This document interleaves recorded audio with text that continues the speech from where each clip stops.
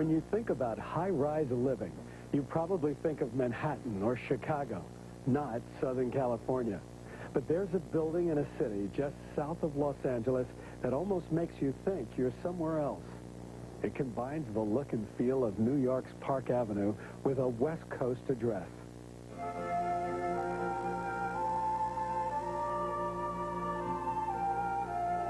At first glance, this building might make you think you're in New York City, but the palm trees in front give it away. The Villa Riviera is an architectural gem with an unusual past in Long Beach, about an hour from downtown Los Angeles. It was built in 1928, and it was Southern California's first cooperative, so it was really way ahead of its time.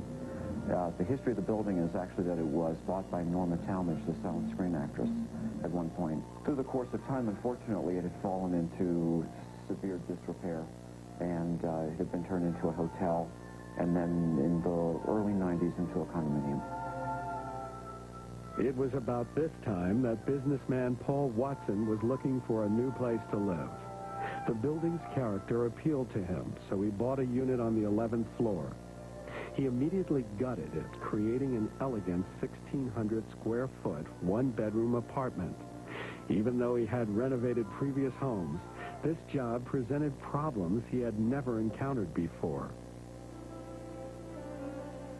I was very naive. As much construction as I've done and as many houses as I've done, I've had the benefit of being able to do them very quickly.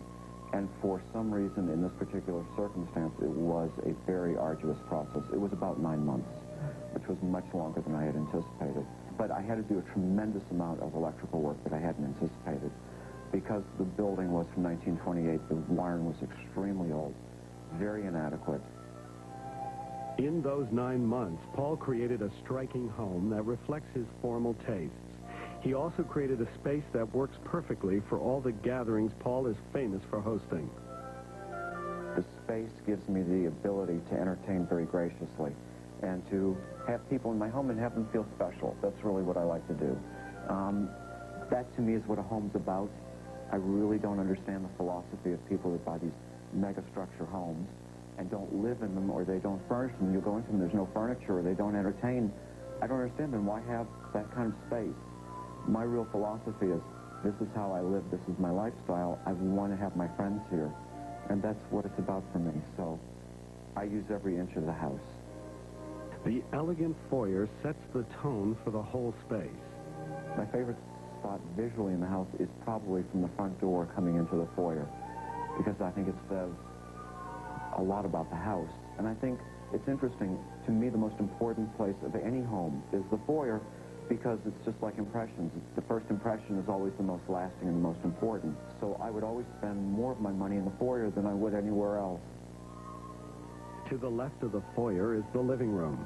Here, Paul's impressive collection of antique and reproduction furniture takes center stage. My parents had a very large home, and I was lucky enough and fortunate enough to get some of the pieces from them, and also from my mother's family. And I've also collected furniture. My business takes me traveling quite a bit, and I can't help but buy beautiful things. Some of these beautiful things include reproduction 18th century British open armchairs and a Chippendale-style tea table. The antique rug is a family heirloom from Paul's childhood home in New Orleans. Paul grew up around this type of furniture, and most of these pieces have been with him wherever he's lived. I believe formal furniture works everywhere because it's classic and timeless. In this environment that I created, I wanted to give it more of a period look, a Georgian look, but not stuffy or old-timey. I wanted it to be fresh and lively and bright, and that's why all the white was used. Aside from white, what other color to use on the wall was a real dilemma for Paul. At first, he tried taupe. Taupe didn't feel appropriate for up here for some reason, as much as I loved it in my previous home. So then I just sort of said, well, let's paint it sort of greenish blue. So I thought, well, I'm just going to start mixing. So I took the different cans of paint that I had. I had yellows, and I had greens, and I had blues, and I just kept mixing and mixing and mixing and mixing until I came up with a color that I actually liked. And that's how it happened. It was not very well planned, but sometimes I guess maybe that's the best way to do it. Next to the living room is a compact galley kitchen. He's turned the nearby breakfast nook into a discreet conversation area.